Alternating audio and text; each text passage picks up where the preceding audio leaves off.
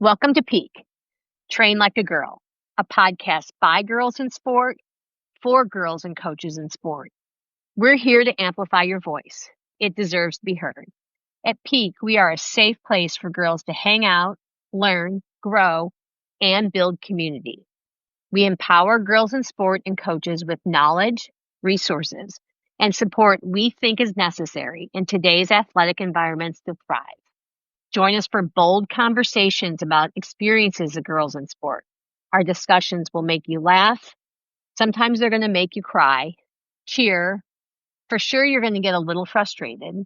And we hope rethink the future of girls in sport for generations to come. So whether you're walking, commuting, or cleaning your bedroom, take us with you. Follow us. Share with a female athlete or coach you love. It helps more than you can know.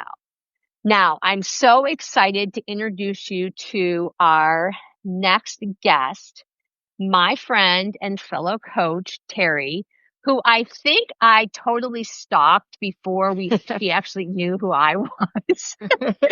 But I really, as a female in sport, and then also I want to kind of clarify, I moved into a new town where she was already established as a former athlete and a current coach. And I just saw all the amazing and incredible things that she was doing at New Trier High School.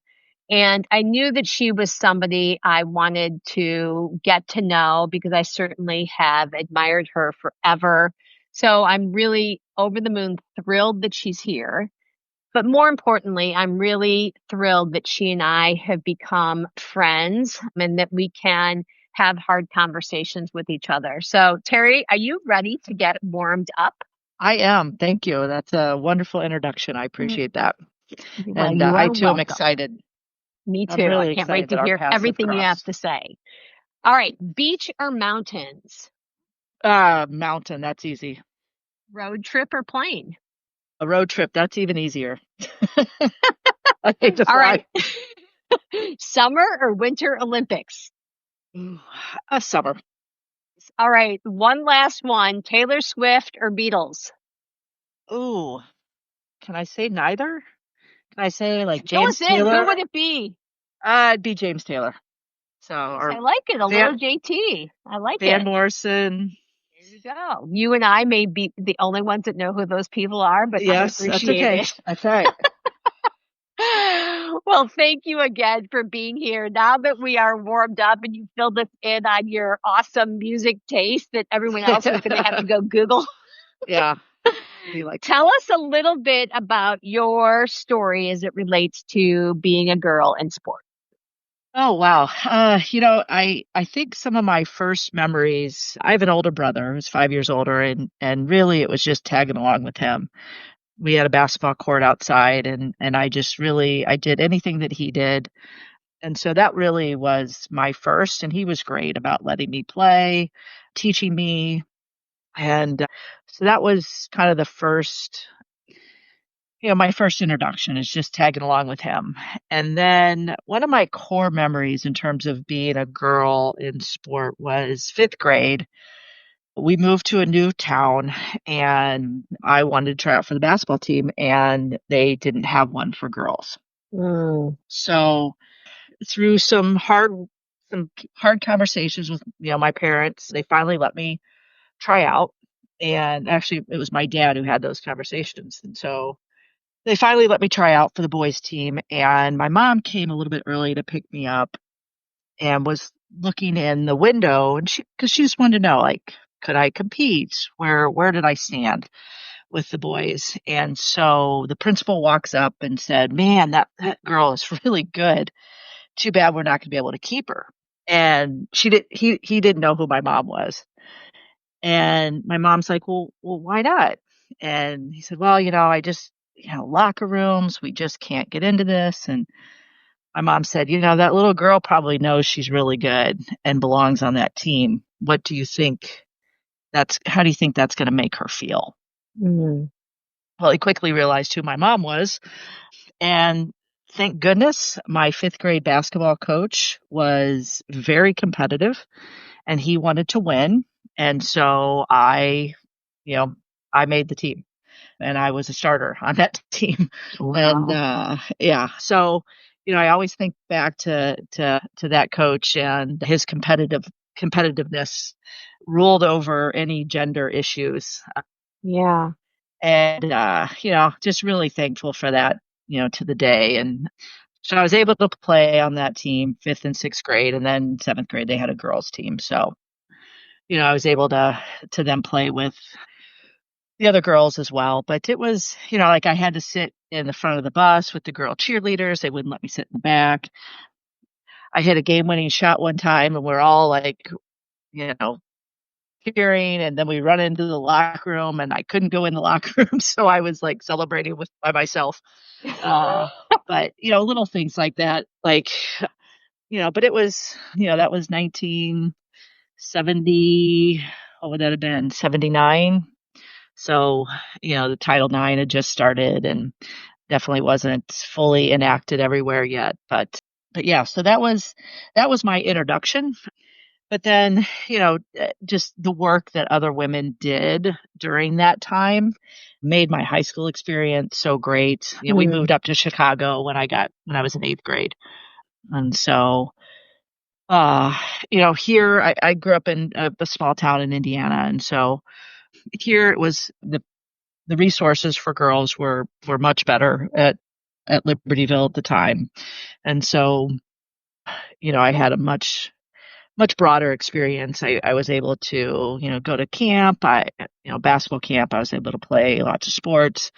They were all really available to me, and my cohort of other women that I grew up with also were really good athletes and loved to play. And so, that was really important. And so just, had a good experience at Libertyville with Tom Murphy, Linda Delano, and in particular, Linda was so great at advocating for women and girls. And so, she coached the volleyball team, and then Chris Drazina also coached the volleyball team during my high school career. And Linda then coached softball that I played for a little bit. So that was great. And there was some really good people in the Chicago area who were advocating for girls basketball at the time and helped me get my scholarship to Duke to play basketball. So it was, I was born in right at the beginning of all this. I was very Yeah. fortunate to kind of get the first fruits of the labor that a lot of women before me had worked for. So it was a real fortunate time. And I had a great group of guy friends too that always let me play with them. We'd go play pickup, and they always included me in that. And I thought that was really, really helpful to my development as well. As I was one of them, but I definitely remember being at parties and the guys were, playing basketball outside, and most of the girls were inside talking, and I'm like, what do I do? Uh, and yeah, so I wouldn't play. Yeah. I wouldn't play. But So, that social stigma continues to be an issue, right? Like, yes. so I love that you talk about the boys let you play but as soon as you did that, you were seen as something different by a group of girls or your girlfriends. And I think that's some of what happens with gender stereotype or gender profiling is that we're really not allowed to experience our gifts. I mean, what we're truly good at. Do you think that's true? Yeah, I do. I think it's better. I do think it's better, but I still see, I'll drive by a junior high, and the girls are sitting and talking and the boys are all playing.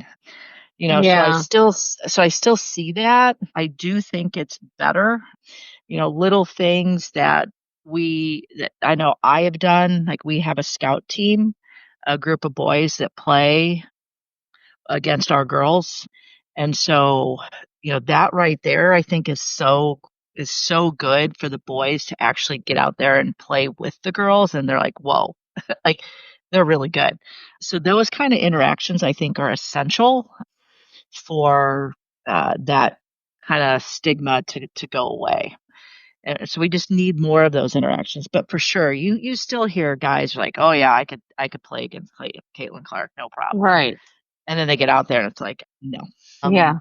So you still hear that, but I do think we're trending in the right direction, but still, you know, a ways to go for sure. Yeah. I've had that conversation. It was just the anniversary of Title IX Yep. a few days ago. And I really do think that it is important to realize, as you have said, how far we've come. And you and I are the same age demographic. I'm actually a little older than you. And so, I did not have nearly the same access or exposure to sport as girls today do. Not even close. People are like, "Have you run your whole life?" I'm like, "No, I didn't start running until my mid. I didn't even know what Good. running was." I mean, like, so no, I didn't. I mean, there was no availability for that. You could play tennis or you could swim. It was very, very gender specific. There wasn't even, I think once I was in high school, there was a basketball team. Not that I would have been. That's why runners run. If you're not aware, Teri, it's because we can't do anything with a ball. So, but so to recognize how far we come, but also then to realize Yeah. that we have a ways to go. Like one of the statistics, and I know we've been talking about Yep. being an athlete in sport, but one of the statistics that's still so hard for me to swallow, and you're doing some really excellent work in this arena, and I want to talk about that, is that less than 27% of female or of head coaches in high schools are female. Less than 27%. And that to me is it's a alarming statistic because not only are we trying to get girls to see that they can go play at Duke University like you did, but we also are trying to get girls to see that they can coach at Duke University, right? Like there is life beyond being a professional athlete. So talk about some of the work Yep. you're doing in that arena. Yeah. So, I've been the head coach I was the head coach at New Trier for 27 years. And, Mm, when I first became the head coach, most of my mentors were men. hmm They were men coaches who some of them coached me, but it was very male dominant. And so I was lucky that I knew some of these men in terms of their acceptance of me. And so that was kind of most of my career. There was some women here or there, but not many. We had, I think, 5 head coaches at New Trier who were women. And so, we really, bonded. 2 women at New Trier who were essential to my development as a coach was Bonnie Beach and Lee Kennecke. Bonnie was the head of our PE department. Lee was a assistant athletic director. And when I got the mm, head job at New Trier, Bonnie pulled me aside and said, "You don't have to do it like the men. Do mm. it like you. Be you." And so that was just terrific advice. And they were just so supportive. But then, they were my mentors. So they retire, move on. They still were my mentors. But there was a group of us women who got together one night for pizza and felt like the girls basketball scene here in Chicago was dominated by a few men in terms of tournaments, and they were doing a great job, but it just Sure. was like we want to help with this. We want to do something. And many of us are moms. We also might teach full time, and so none of us had the time to do this. So we decided to do it together, and Mm, we created an event called Grow the Game, which every team in the event is coached by a woman. Is the head coach is a woman. And we were also able to get every official, all female officials as well. And amazing.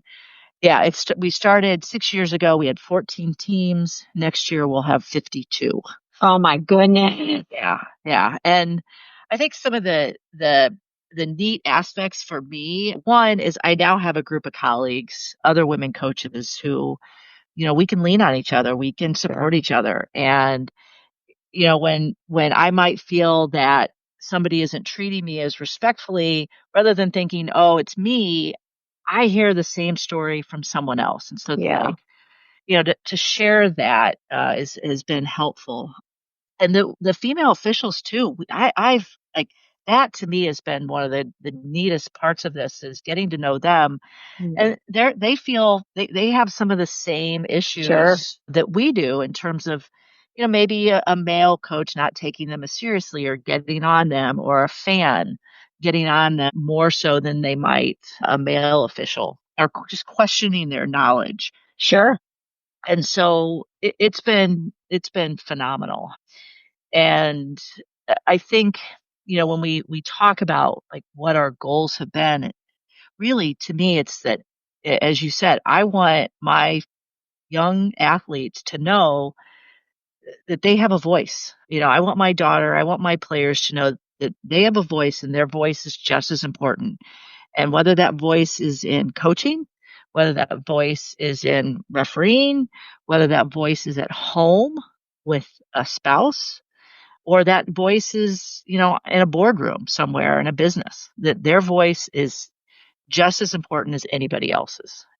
And that really has been, kind of our number one goal with this event. And as I said, it's been the highlight. It's hands down the highlight of my career, is developing this. And the other thing that's been really fun, there have been some teams, some men who are head coaches that are like, hey, we want to be a part of this. How can we support this? A guy named Dave Powers, I ran into him and he's like, what is this? It was right after we started. He's like, what is this thing? Like, what is all this about? He's like, I've been helping girls, my entire career. I said, yes, you have, Dave. And we are so thankful. Why don't you join? And his daughter was his assistant coach, and let Aaron coach the game. Ah, I love that. And he's like, oh my God, that's great.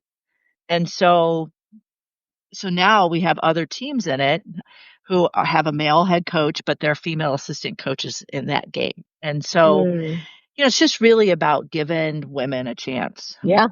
And, giving women a chance first. And then, as I said, letting these young girls see women in charge, that their voice is just as important.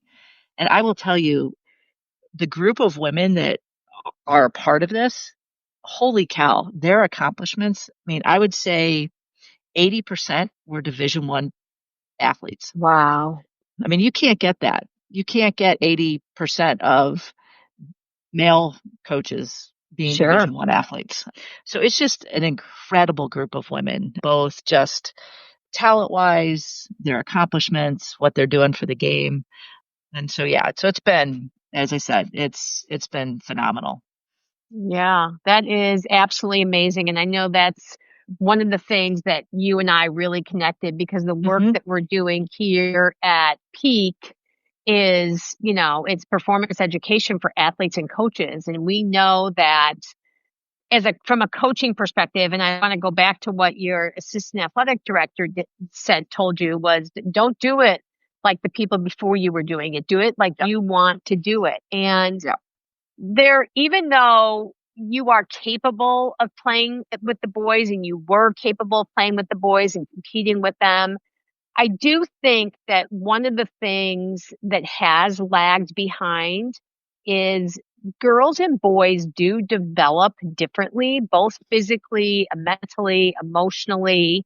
And if we don't recognize that and we don't put a pause, the bottom line is, because these athletes are being trained harder and pushed to limits that you and I were not pushed to as athletes, and they are getting injured at a much higher rate. And it's because we are different than boys. We are different than men. And if we don't understand those differences and make space for those differences, it doesn't mean that they are not high performers or that they can't compete. It just means there has to be accommodations. There has to be different language used, particularly around strength training and recovery. Yeah, for sure. So that's one of the things too that I think is so important, is that we need to be educating not just athletes and caretakers. We have to be educating coaches. And one of the things that we know is super important, particularly when it comes to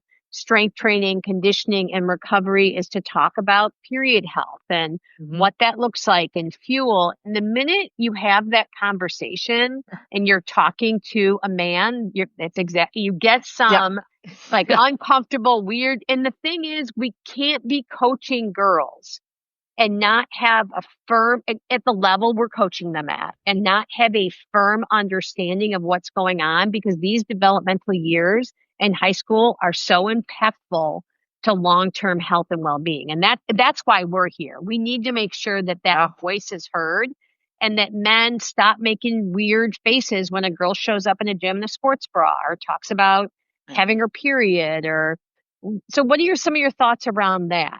Yeah, I know I just had one of my students who tore her ACL, soccer player at New Trier. And, there's that research out there, with ACL tears and, the time of the menstrual cycle. And, it's just like, postpartum depression was never studied. Sure. Because it was men doing all the studies. Sure. And so, now as you get more and more women into medicine, I think we're gonna begin tackling this. But you are 100% right. We need to understand women's health. It's different. Women's bodies are different. Doesn't mean they're less than. They're different. Correct. And so having trainers who understand that and can work on that, from my understanding, there's, the difference between the hamstring and the quad, the difference in strength there.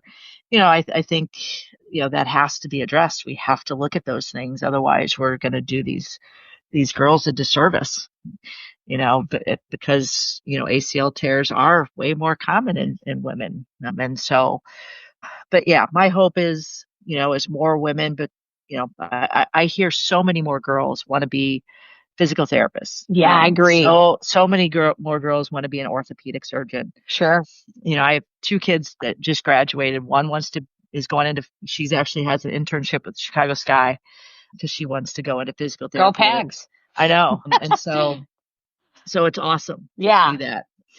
And so it's, again, we're still behind the times, but I do hope that we're moving in the right direction. But I agree with you. A lot more push. So what do you think from, middle school? I think is a different conversation, but specifically in the high schools, which is where you and I are hanging our hats. What do you think has to be done from a coaching perspective on these teams, on these girl teams? Do you think that the conversation starts with the athletic directors? Do you think it starts with the coaches? Do you think it starts with the parents? Like, what do you think some of the roadblocks are? Because you and I talk about the roadblocks. Yeah. So what do you think they are? I think everybody has to be involved. It's a system. And when one part of the system is not in line, the whole system is off. It's like a wheel, One spoke isn't working, the whole wheel doesn't move the way it needs to move. So I think you have to have everybody on board, and you have to have these conversations with the parents, with the kids, with the athletic directors, with the coaches, with the teachers, everybody. Because it's not just physical health. I think it's also mental health that we have to address. And emotional health, right, which is different than mental health. Yeah, correct. I agree. Yeah. And so getting everybody involved, I think is really important. And not just we can't just say, well, it's just the way these coaches are. I know. We can't do that. We can't just simply wait until they retire. Yeah. You have to get everybody involved and be part of the solution. And because everybody is a part of the solution, and just helping everybody understand that it's just as valuable, it's just as important, and it's different. And that difference is okay. We just need to understand it and tackle it from there. Yeah, I agree. We are going to get cooled down here in a minute, but before we do, I do want to talk about basketball. And Mhm. I don't like when people say basketball is having its moment, or girls basketball or women's basketball is having its moment. But for lack of a more intelligent comment, it feels like women's basketball is having a moment. Yeah, yeah. It's So what are some of your thoughts around that? my first is about time. That's my first Good for thought. you. Like I love it. it's about time. But yeah, it's great. It's such a fun sport. It's a great sport. I actually years ago had the privilege for about 4 minutes to talk to John Wooden, and he said that the best basket. This was about a year or so before he passed away. He said the best basketball being played at that time was college women's basketball. And I mean, he's so right. It's now I will say the Indiana Pacers played great team basketball, but you did see the women's game is very fundamentally sound. Sure.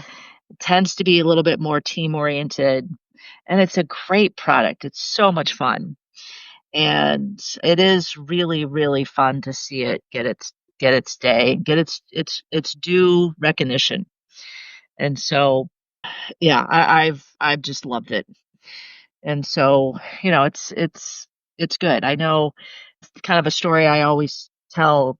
Oh shoot, I don't remember the year now, but I had a young woman who was a McDonald's All-American, and McDonald's had a really nice little ceremony at their downtown McDonald's, and it was myself, this young woman, Amy Jaskey, her parents, and the male McDonald's All-American in our Chicagoland area, which was Derrick Rose.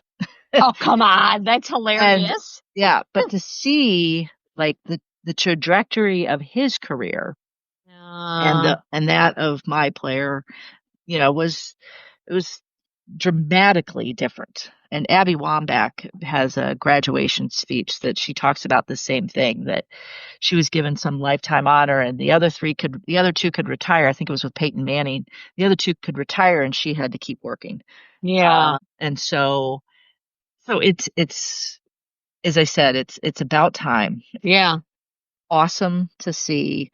I hope that it just continues. I think the WNBA is doing some great things in terms Yeah. of expanding. We're going to have 3 new teams here soon. And so I've loved it. So I hope that trickles down, to the high school. You see a lot more opportunities for girls. Sure. I think the next piece is seeing the fan support. Mm, That's still we get it. It's really good at the upper, like when you get into the playoffs. sure. We're getting good support during the playoff sessions, but it's still lagging behind boys sports. And kids are kids, and we want to educate them, but I struggle when you see the adults. They'll go to the boys game, like adult teachers. They'll be at the boys. Right. You know they don't understand that. Hey, we got to be at the girls game as well. Right. We do a big doubleheader every year, New Trier and Evanston, and making sure that our fans, our teachers, our staff, and our teams, that Sure. we both stay for each other and support Yeah. each other, and that the crowd for the girls game is just as good as the boys. And we're not there yet. It's frustrating when you see, kids and adults walk in the fourth quarter of your game, but we can just keep working at it and keep putting out a great product, and it'll and that's the thing. I think I saw some stat not too long ago that when people come to a game, the percentage that come back is like 80%. Yeah, it's It's big. huge. Yeah. Yeah. I mean, if you build it, they will come. I mean, Yep. I do think I'm curious what you think about this. I'm not pretending to have the solution, by the way. I mean, I have a sport that nobody comes and watches. I mean, whether Yep. you're a boy or a girl. Right. Yeah. So, but first of all, they do highlight 2 sports in high school. They highlight boys football and boys basketball. And if Yep. someone wants to argue with me on that, I'm going to Yeah. argue with you. Like, Yeah. let's bring it Right. on. Yeah. So, followed closely by boys soccer and, baseball, and then maybe you get girls soccer or whatever. It doesn't matter. Yeah. I think one of the problems I see is that they charge for the boys' game and Yep. then they don't charge for the girls' games. And I'm always like, okay. And they're like, well, if we charge, people aren't going to come. I'm like, no, I mean, people pay for value. Like, it is good Yep. entertainment. Like, people, so this whole idea that even these kids get this pass and it's good for the boys' football game and it's good for the boys' basketball game. Like, well, now, I mean, now we're thinking that those are the only two sports available. I mean, why can't we Right. just charge for the girls' sport? I don't understand that. Yeah, I'm 100% with you. There was a situation a couple years ago where our athletic director, who is great, he came to our game and said, "Hey, I want to give you guys tickets to the boys' game because it's going to be really, it's going to be sold out. So I want to make sure you guys can get in." And we were playing our regional championship game the next night. And so afterwards I said, "Hey, go give the boys tickets to our game." Good for you. Good for you. You know, What was like his response? he's like, "I 100%. You are so right." He's like, "I am sorry." He assumed our girls wanted to go to the boys' game. Yeah. There was not that assumption that the boys would want to come to our game.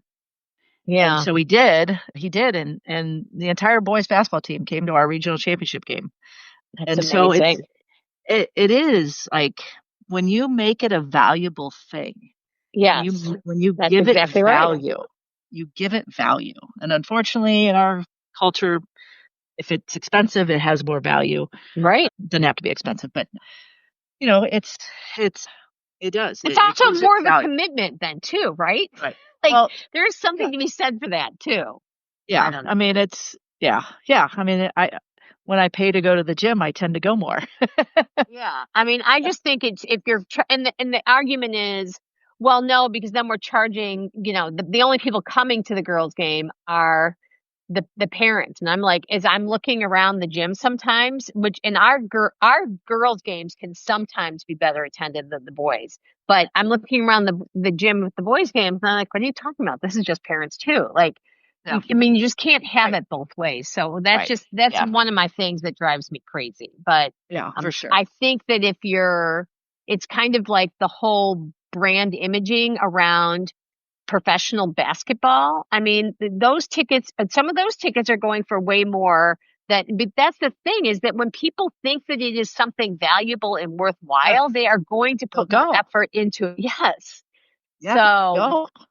Yeah. I mean, I think those are some of the 100%. little things and it's subliminal, but you're basically sending a message that you're not worth it. You're not worth it. You're not. And I know people think I'm overstating when I say that, but I also think it's because you're a white man and you've never been in the situation. So no one's ever Yeah. told you don't have value. Yeah. Yeah. It is. It's all about that you're adding value. You're saying that Yes. this is something valuable. Like I've had conversations with people, well, yeah, women don't get paid as much because they don't bring in as much money. Like, well, let's, because we have, and I'm like, we're at the wrong spot of the argument. We need to move back. Correct. Why is what a woman is doing not seen as valuable? Correct. Let's go back. And so when we value what women do, Correct. and sometimes putting a price tag on it, when we value what women do, then it becomes, that value trickles up to everybody. Like, oh, this is a valuable thing. We should pay attention. Agree. But it's that, it goes back to not valuing what women do as much as what we value what men do. Yeah, I agree.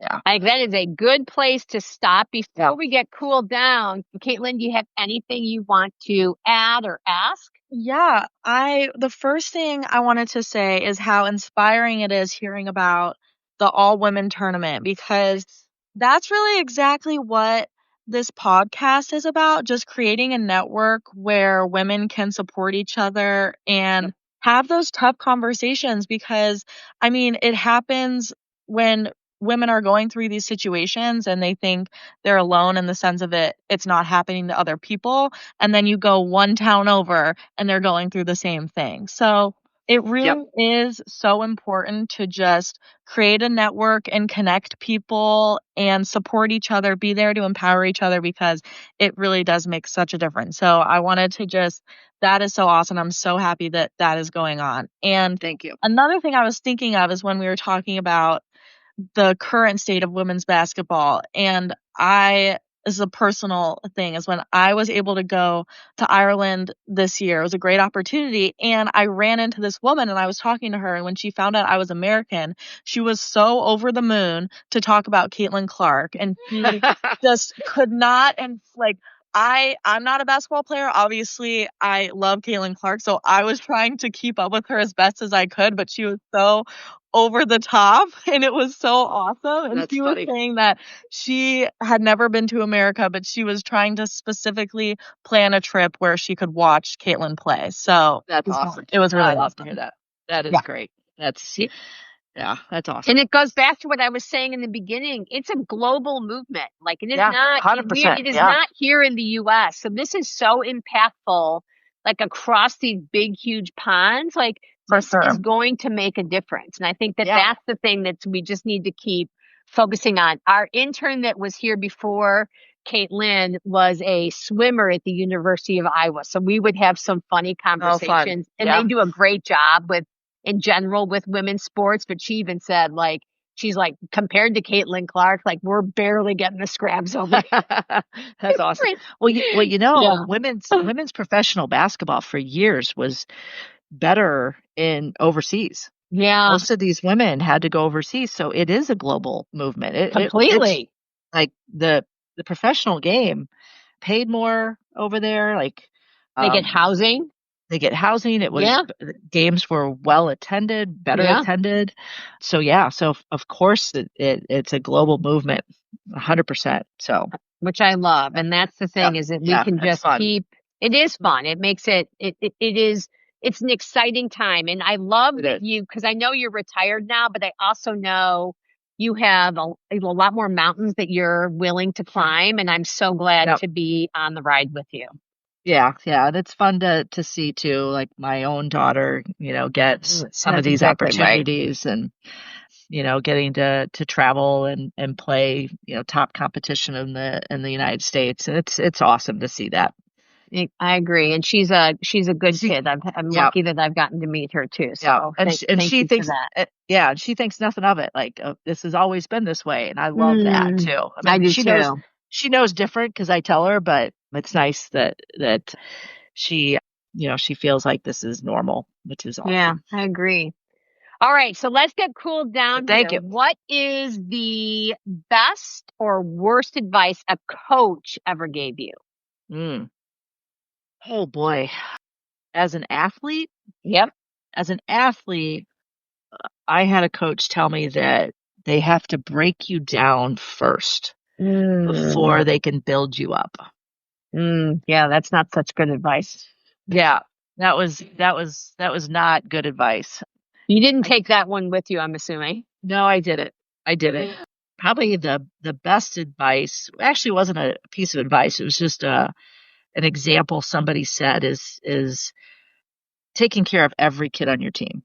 Making sure every kid on your team is valuable, has a role, whether they're playing a lot of minutes or not. And to me, that's probably what I've been most proud of as a coach, is giving a great experience to every single kid, whether it's kid who's scoring the most points or whether it's the kid who is just more of a practice player. I want both those kids to enjoy their experience equally. I'm crying. And maybe that's why you and I get along so well, because I think that is the program that I am building and want to continue to build. So that seriously, that made my just warm my heart. So thank you very much. Thank you. Teri, for being here. Thank you for your time and your energy. I appreciate it. I really appreciate it. I love what you guys are doing and want to continue to help in any way I can. Yeah, absolutely. We will definitely have you on again, maybe even closer to your tournament. If you are listening, thank you so much for taking the time out of your day Make sure you follow us over on Instagram. If you're listening to the podcast, if you could give us a review, it helps absolutely more than you can imagine. And make sure that you share with a female athlete or coach you love.